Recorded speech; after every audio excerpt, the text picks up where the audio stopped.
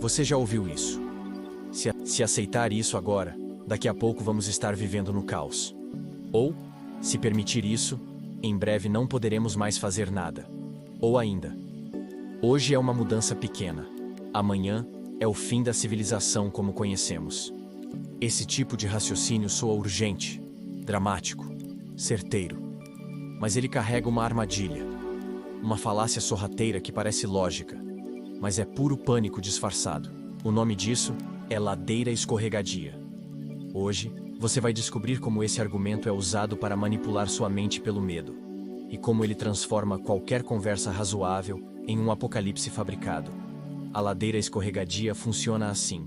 Alguém apresenta uma ideia ou mudança, às vezes pequena, às vezes necessária, e o outro responde dizendo que se aceitarmos aquilo, isso vai gerar uma reação em cadeia incontrolável. Não há evidência. Não há causalidade direta. Mas há um enredo, uma fantasia, um filme de terror montado na sua cabeça. E quando o medo entra, a lógica sai. Exemplo clássico: se legalizar a maconha, logo todo mundo vai estar usando crack.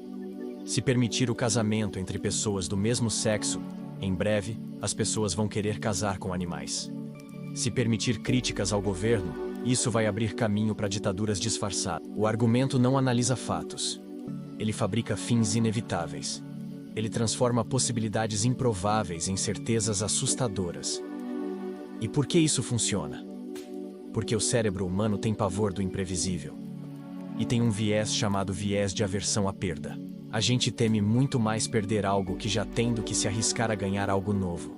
A ladeira escorregadia aciona esse viés direto na alma.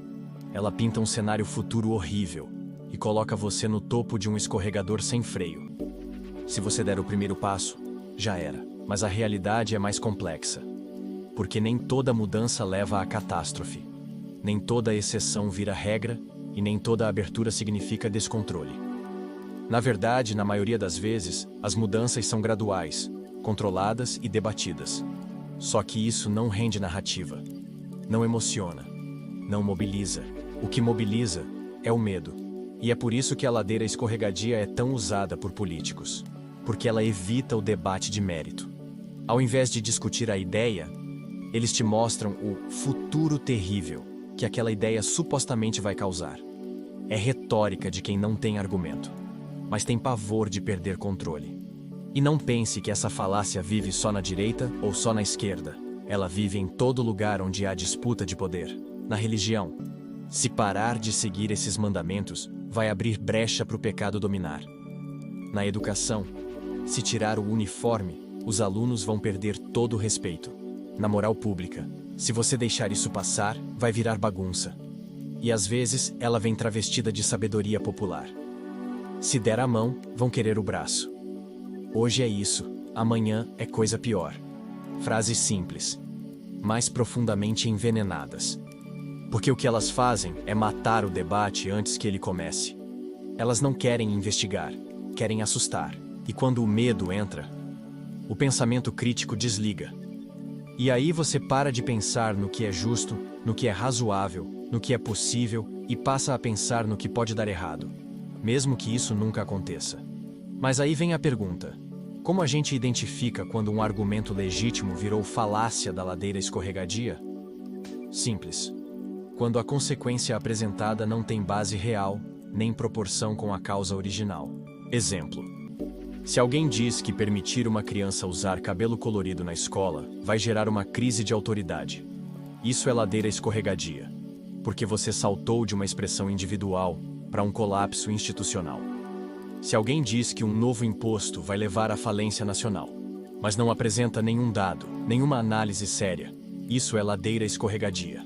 O problema dessa falácia é que ela parece prudência, mas é só paralisia. É um medo travestido de lógica.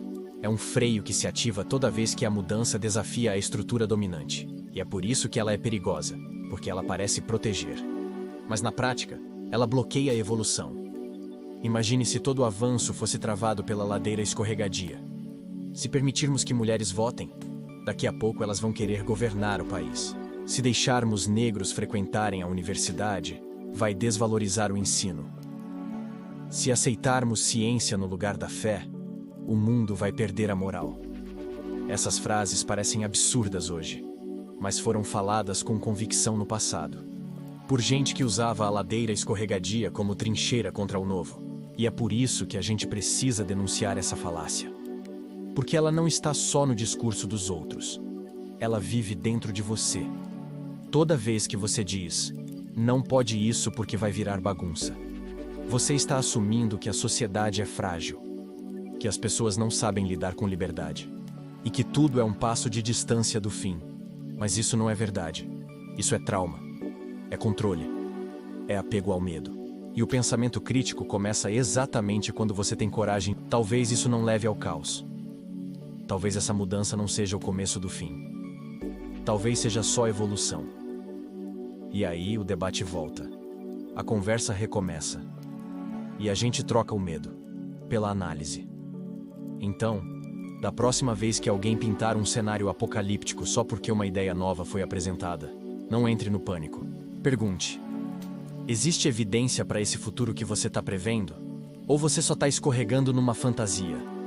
Porque ideias perigosas não são aquelas que desafiam o sistema.